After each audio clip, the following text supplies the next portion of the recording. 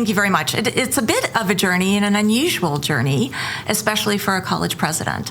I started out as a practicing lawyer. I came to that from going to Northeastern University Law School. And the reason that that's relevant is Northeastern was a pioneer. It was a pioneer in education, focusing on co-op education. So as an attorney and as a law student, I went to school for a quarter, worked for a quarter, school for a quarter, worked for a quarter. That's really interesting. You don't hear about that often. It's very unusual. Northeastern's one of the few law schools that has that. Yeah, you don't hear that often in law schools, hardly at all. And what it did is, one, it gave an opportunity to experience different things. Two, get you accustomed to change. And three, make you realize with an education you can do many different things. And that's something I learned at Mount Holyoke, a women's college, focusing on critical thinking and writing, but it was really brought home at Northeastern. So I say I really am who I am because of my education. So after that fantastic education, I went on to practice in a large law firm in Boston. It's an international law firm today.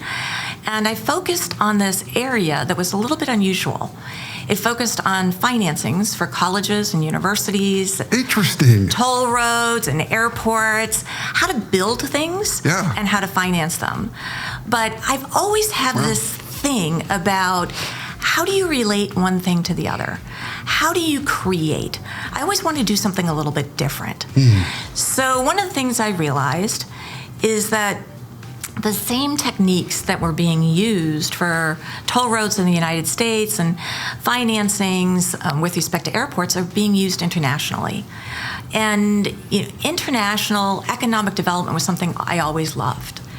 So I convinced one of my clients, a major bank in Boston, that we should take this technique and together go forth and apply it to do international projects. So as a result, I developed the international practice at my law firm, and we were doing projects around the world. Everything from power plants in the Philippines to McDonald's bun factories in Brazil, to telecom in Poland. So I recognized that I love to take something, find the thread, and figure out how you do it somewhere else in a different way. Along the way, I went and did what partners do in law firms and tried to develop clients. And I was talking to a major government agency and the general counsel, and I had lunch with him, and I went back again, and we met again. And finally he said to me, I'm not going to hire outside counsel, but how would you like to be general counsel? Oh, interesting. And I said, ooh, this is really interesting. I've been the partner, I've done that thing before. This could be really interesting. So that's how I ended up being a general counsel in a U.S. government agency and under something that's called Career SES, Senior Executive Service. And when I was there, I had the head of the agency ask me, how would you like to be the chief operating officer of the agency? And I'm like, okay, I like to run things. I can do this. I have the finance background. I have the legal background. I think I have the people skills. Let me do this. And then in government agencies, when there's a transition from one administration to the other, the most senior person, career person, is the one who runs the agency. So I was running the agency during that time as the acting head of the agency. Wow.